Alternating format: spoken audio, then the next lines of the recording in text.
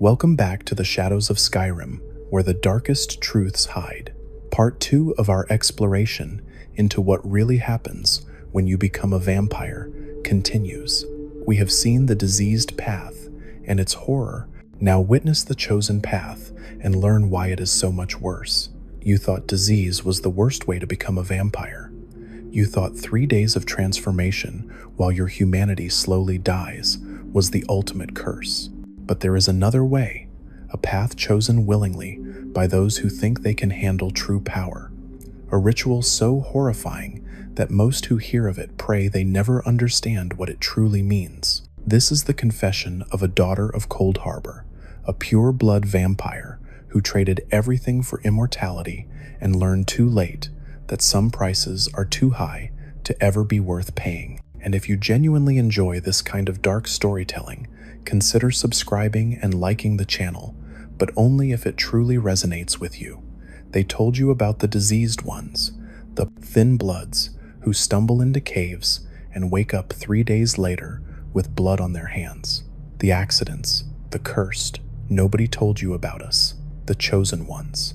I need to confess something before the sun rises, and I retreat to the depths of this castle. Something about what it means to willingly become a vampire, not through disease, not through accident, through choice, through sacrifice, through a ritual so ancient and horrifying that most who hear of it pray they never understand what it truly means. My name was Alara. I say was because the woman who bore that name died in Cold Harbor, screaming. What came back is something else. Something that wears her face and remembers her life, but is fundamentally changed at a level most mortals cannot comprehend.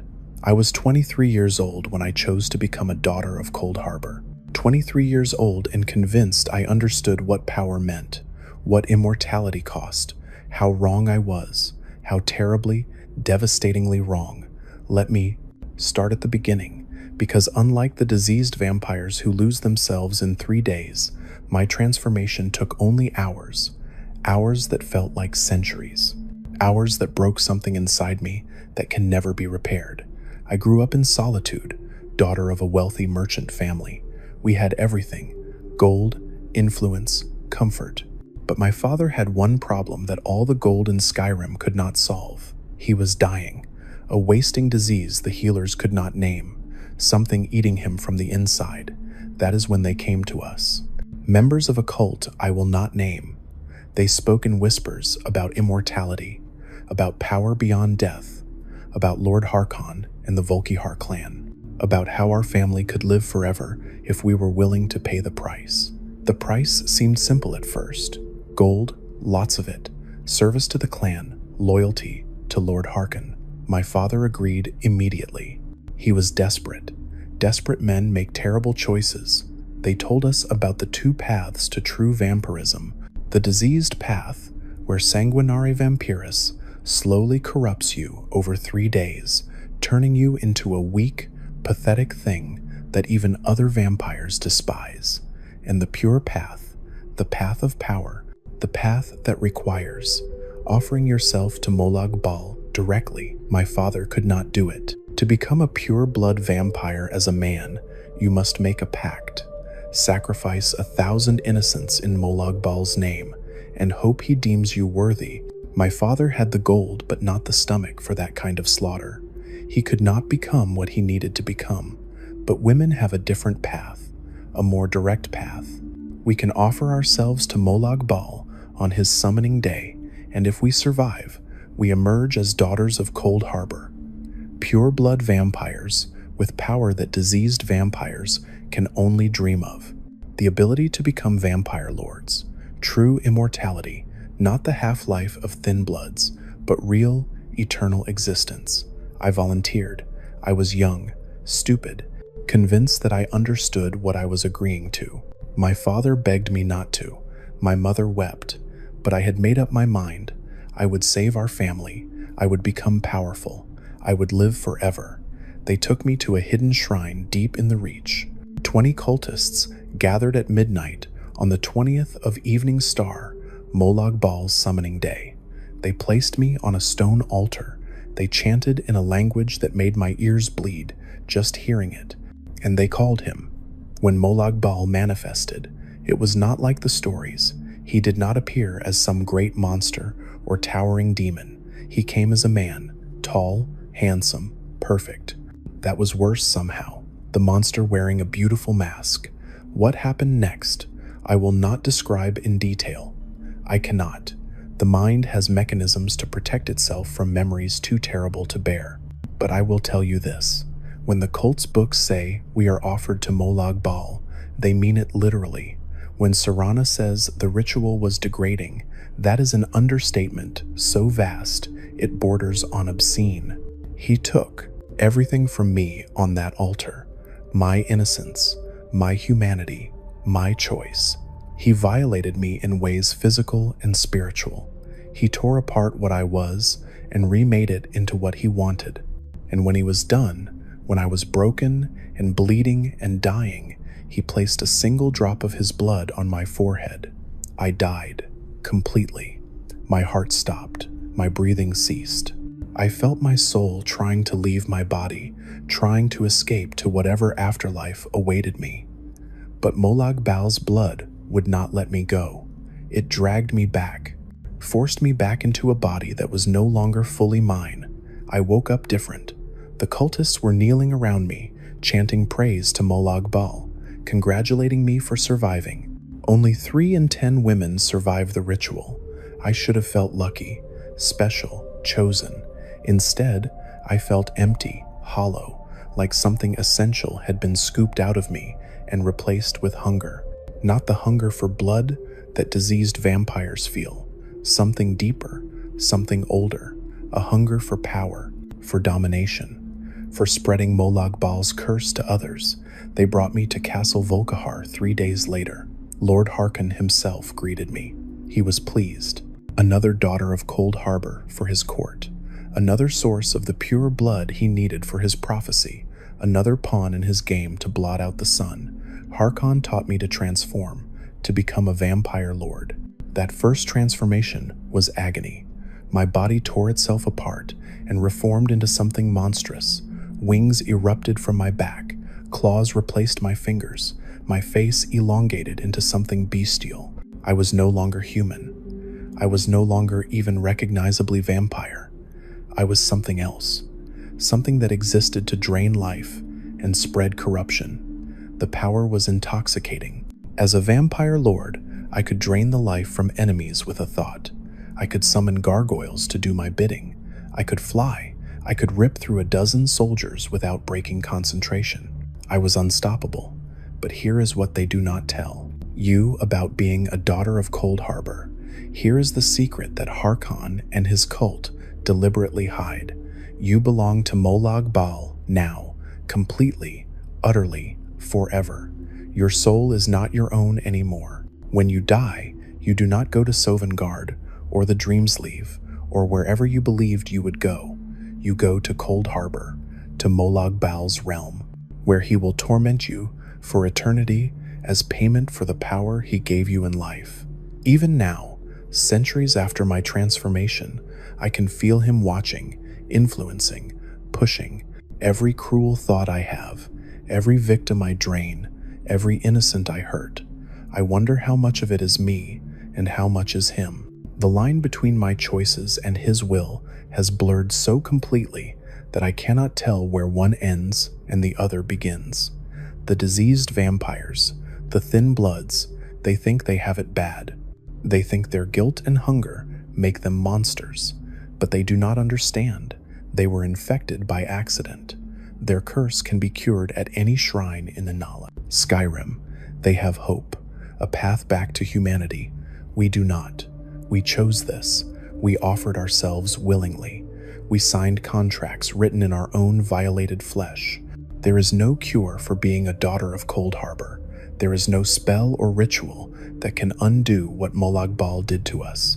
We are his, forever. What do you think really happened here? Drop your thoughts in the comments, because I need to know if anyone truly understands what it means to trade humanity for power.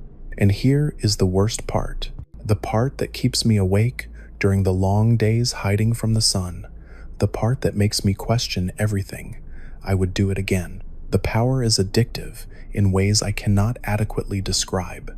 When you transform into a vampire lord, you become something beyond mortal comprehension. Your senses expand to encompass entire regions. You can hear heartbeats from miles away, smell fear in the sweat of prey, feel the pulse of life in everything around you, like a drumbeat calling you to feed. And feeding as a vampire lord is nothing like what diseased vampires experience. They sneak into homes and bite sleeping victims, stealing mouthfuls of blood like common thieves. We do not sneak, we do not hide. We descend from the sky like judgment itself and drain entire battlefields dry. I remember my first real hunt as a vampire lord. Harkon sent me to deal with a group of vampire hunters who had been getting too close to discovering Castle Volkihar. 20 men, armed, trained, vigilant. They never stood a chance. I landed in their camp at midnight. They panicked when they saw me, this creature with bat wings and glowing eyes and claws like daggers. They fired arrows, swung swords, cast spells. Nothing touched me. I was too fast, too powerful, too far beyond human limitations to be threatened by their desperate flailing. I drained them one by one, not just their blood, their life itself. I could feel their essence flowing into me, their strength becoming my strength, their years adding to my centuries. When I finished, 20 corpses lay scattered around their camp, and I felt more alive than I had since my transformation. That is the difference between us and the thin bloods. They kill out of necessity, out of hunger they cannot control. We kill because we can, because we enjoy it, because Molag Bal built that enjoyment into the core of what we are. The diseased vampires spend their existence fighting their nature, hating themselves, wishing they could be human again. We have transcended that weakness. We have accepted what we are and embraced it fully. We are predators, the apex of Molag Bal's creation. Why should we feel guilty for being exactly what we were made to be? Harkon taught me this philosophy over decades of service. He showed me how the thin bloods were failures, mistakes, vampires who cling to their humanity like drowning men clutching driftwood. He explained that true power requires letting go of mortal weakness. Sentiment, compassion, love. These things only hold us back from achieving our full potential. I believed him. For a long time, I believed him completely. Castle Volkihar became my home. The other members of the court became my family. We were superior beings living among inferiors. We fed on the mortal population of Skyrim like farmers harvesting crops. They existed to sustain us. That was the natural order. That was how Molag Bal intended the world to work, but I am getting ahead of myself. You need to understand what being a daughter of Cold Harbor actually means day to day. The reality beneath the power. First, there is the sunlight. Diseased vampires are weakened by the sun. Their health and stamina drain. They cannot regenerate. It is uncomfortable but survivable. For us, it is worse. Much worse. The sun does not just weaken us, it burns. Every ray of sunlight that touches our skin feels like liquid fire. We must stay hidden during the day or risk destruction. That is why Harkon became obsessed with the tyranny of the sun prophecy. If we could blot out the sun permanently, we could walk freely in the world, rule openly, instead of hiding in the shadows. Vampires would become the dominant species on Nirn instead of parasites clinging to the edges of civilization. To fulfill the prophecy, Harkon needed Oriel's bow and the blood of a daughter of Cold Harbor, specifically his own daughter, Serana, another pureblood like me, another woman who survived Molag Bal's ritual. I knew Serana before she was sealed away. We were friends in the way that immortal monsters can be friends. She understood what we had endured, what we had sacrificed, what we had become. We did not speak of it often. The ritual is not something daughters of Cold Harbor discuss even with each other. The memories are too raw, too painful, too shameful. When Valerica sealed Serana in Dim Hollow Crypt and fled to the Soul Cairn, Harkon went mad with rage. He searched for them for centuries. Every vampire in his court was ordered to find them. Failure meant exile, or worse. I spent decades following false leads and dead ends, searching for two vampires who clearly did not want to be found. During those decades, I met many diseased vampires, thin bloods who had been infected by accident or chose the disease over the ritual. I looked down on them at first. They were weak, inferior, barely vampires at all compared to what I had become. But I started noticing something. They still felt things: guilt, love, regret, hope, emotions that had been burned out of me during my time in Cold Harbor. They hated what they were, but they still remembered being human. They still had connections to their former lives. I did not. I could not remember what love felt like. I could not remember caring about another person beyond their usefulness to me. When I thought about my parents, the ones I had supposedly sacrificed everything to save, I felt nothing. Not love, not anger, not even disappointment, just emptiness. That is what Molag Bal takes from you during the ritual. He does not just violate your body, he violates your soul. He removes your capacity for genuine connection and replaces it with hunger, ambition, the need to dominate and corrupt. You become a tool for spreading his influence across Nirn, a living curse that infects everything it touches. The thin bloods are cursed. We are corruption incarnate. I started to wonder if maybe they were not the inferior ones after all. Maybe being a diseased vampire was better than being a pure blood. Maybe having the option to be cured was worth more than all the power Molag Bal granted. Maybe I had made the wrong choice. If you have ever wondered what choice you would make in a situation like this, tell me in the comments. Would you choose power and damnation, or would you choose weakness and hope? These doubts grew over the centuries. I watched Harkon become more obsessed, more twisted, more consumed by his need to fulfill the prophecy. I watched my fellow court members scheme and backstab and murder each other over petty power plays. I watched the thin bloods we hunted beg for mercy and offer anything if we would just let them find a cure, and I realized something terrible, something that changed everything. Harkon was wrong. We were not superior. We were not the perfected version of vampirism. We were the enslaved version. Every pure-blood vampire is bound to Molag Bal's will, whether we admit it or not. We think we have free will. We think we make choices. But every decision we make serves his goals. Spread corruption, harvest souls, perpetuate the curse. The diseased vampires have something we do not. They have the possibility of escape, of redemption, of choosing a different path. A wizard in Morthal named Phalion can cure them with a simple ritual. They can become werewolves and replace one curse with another that at least lets them die. As mortals eventually, they have options. We have none. Once you become a daughter of Cold Harbor, you are damned. When you die, Molag Bal claims your soul for Cold Harbor. There is no escape, no redemption, no second chance. You exist to serve him until you are destroyed, and then you suffer for eternity in his realm. The thin bloods we despise so much are freer than we will ever be. This is what I have learned over 4 centuries of existence. This is the truth that Harkon refuses to acknowledge. We are not vampiric nobility. We are Molag Bal's slaves, wearing crowns. We are prisoners who mistake our chains for jewelry. And here is the part that will make you understand why I said I would do it again despite everything. My father is still alive, still a vampire, still part of Harkon's court. I saved him. I achieved what I set out to do. He has lived for 4 centuries because I offered myself to Molag Bal, because I endured the ritual, because I became something monstrous so he could have immortality.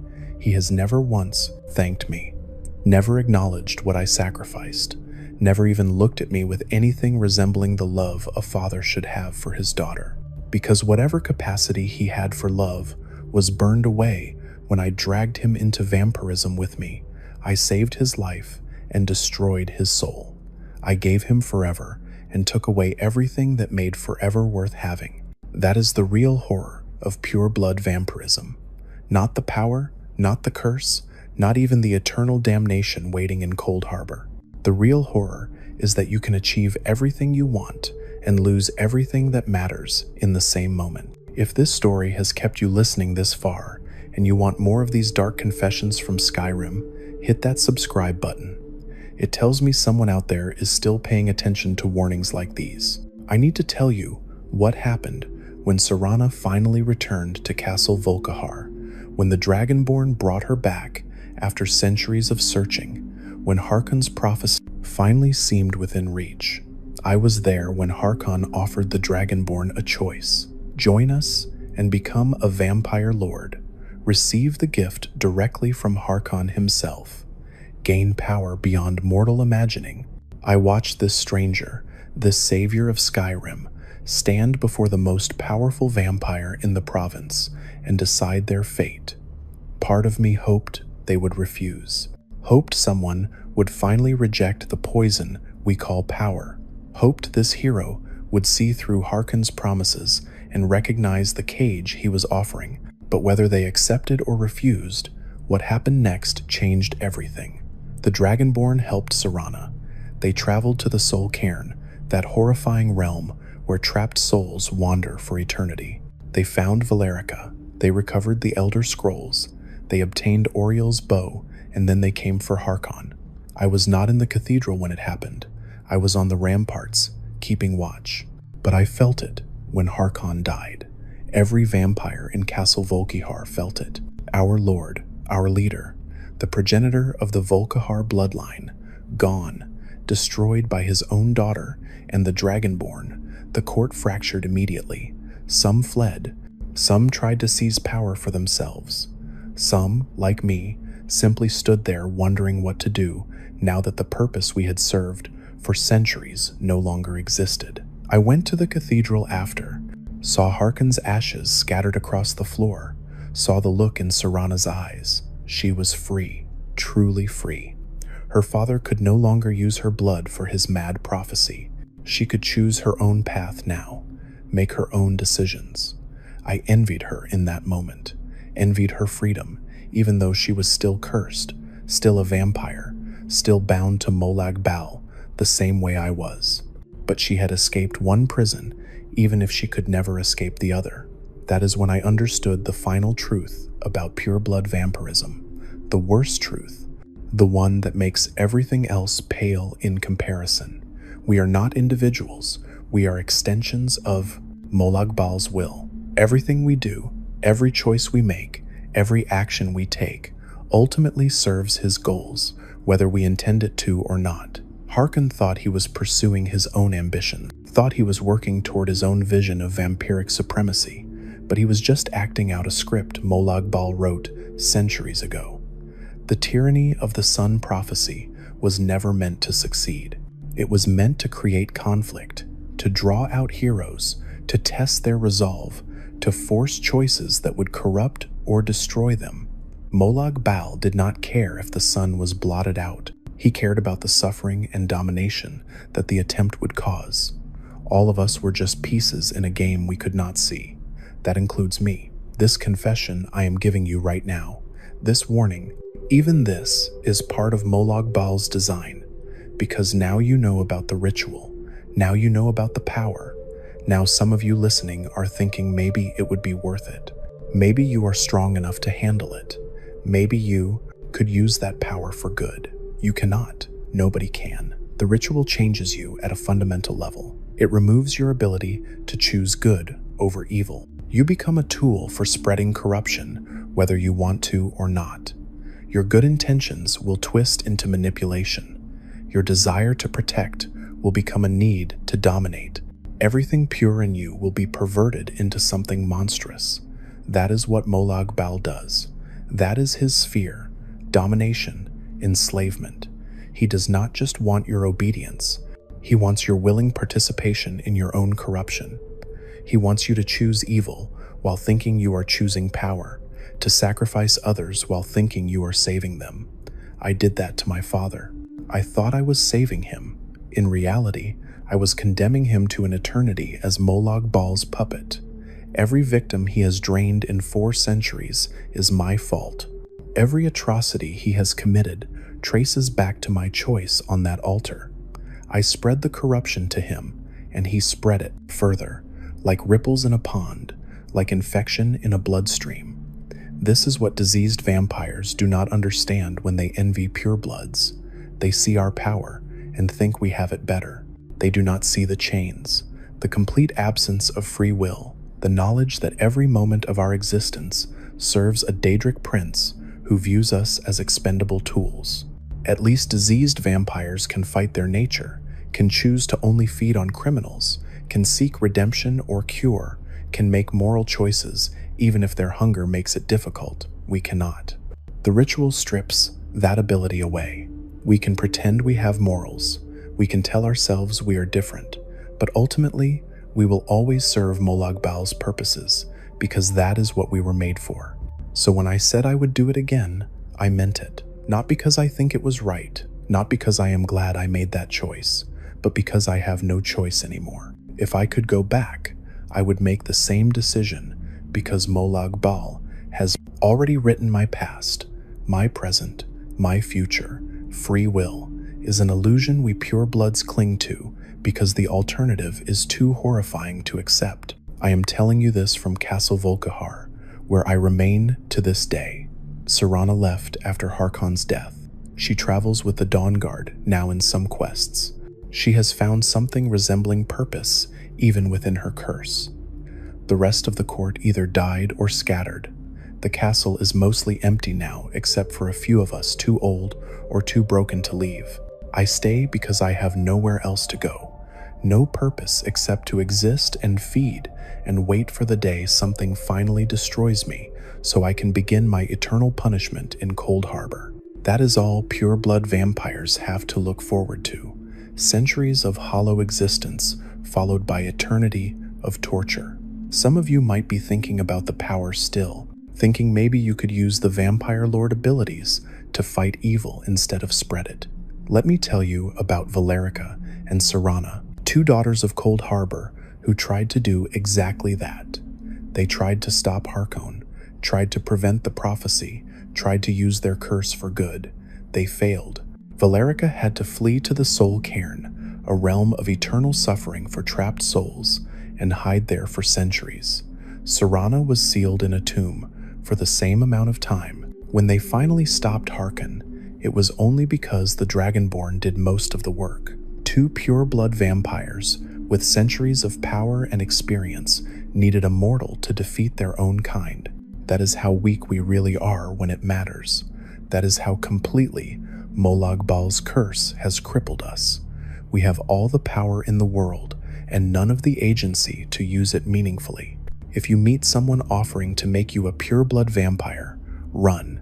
If a cult approaches your family with promises of immortality, refuse. If you hear about rituals that grant power beyond imagining, understand the price is everything that makes you human. Everything that makes existence worth experiencing. Everything. The diseased vampires have it bad. The thin bloods suffer guilt and hunger and isolation, but they are still closer to human than we will ever be again. Their curse is curable. Ours is eternal. Choose the disease over the ritual. Choose weakness with hope over strength with damnation. Choose anything except becoming what I am, a shell wearing a person's face, a puppet dancing on strings I cannot see, a corruption spreading itself because that is all it knows how to do. My name was Alara. I was 23 years old when I became a daughter of Cold Harbor. That was 417 years ago.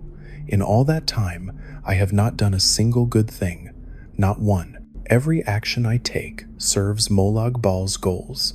Even this warning will lead some of you to seek out the power I describe, will lead some of you to think you can handle what I could not.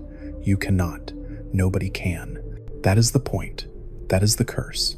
The ritual does not give you power. It makes you a channel for Molag Bal's power. There is a difference. one that only becomes clear after centuries of existence have proven you were never in control. So, this is my confession, my warning, my testimony from inside a gilded cage. I am a daughter of Cold Harbor, a pure-blood vampire, a vampire lord with power beyond mortal comprehension, and I would trade all of it for the chance to be a diseased, thin blood with the option to walk to a shrine and be cured. But I do not have that option. I will never have that option. I will exist like this until someone or something destroys me, and then I will suffer in Cold Harbor for eternity. That is my reward for choosing power over humanity, for thinking I could handle what Molag Bal was offering, for believing I was strong enough to endure the ritual and remain myself. I was not strong enough. Nobody is. That is the secret they do not tell you. The ritual is designed to break you, not test you, not challenge you. Break you completely, fundamentally, forever. If you want to become a vampire in Skyrim, contract sanguinar vampiris. Become a thin blood. Join the diseased masses we pure bloods despise. Because at least then you have hope. At least then you can be cured. At least then you retain enough humanity to feel regret for what you have become. We do not even have that. We have power and immortality and eternal damnation. We have everything except the one thing that matters. Choice. Real choice. The ability to be something other than what Molag Bal made us. Stay away from pure blood vampirism. Stay away from the daughters of Cold Harbor. Stay away from anyone offering to make you more than a diseased vampire. That path leads nowhere except Cold Harbor. And Cold Harbor is waiting, always waiting, for all of us who thought we were strong enough to handle the ritual. We were not. None of us were. And neither are you. This is my warning, my confession, my final act of rebellion against what I have become. Though even this rebellion serves Molag Bal's purposes in ways I probably do not understand. I am Alara, daughter of Cold Harbor, vampire lord, puppet, warning, and I am watching you from Castle Volkihar, wondering which of you will ignore this testimony and seek the power I describe, wondering which of you will make the same mistake I made 4 centuries ago. Do not be that person, please, for your sake and everyone you will hurt afterward. Do not become what I am.